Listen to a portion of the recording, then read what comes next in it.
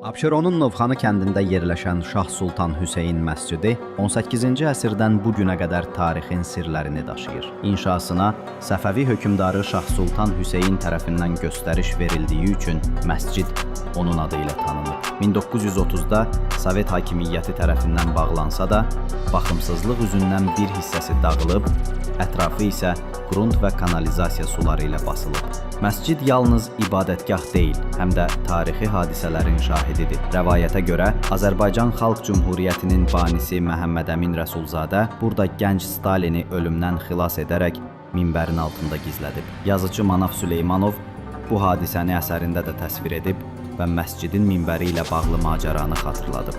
Uzun illər baxımsız qalan məscid hazırda bərpa layihəsi ilə qorunma altındadır.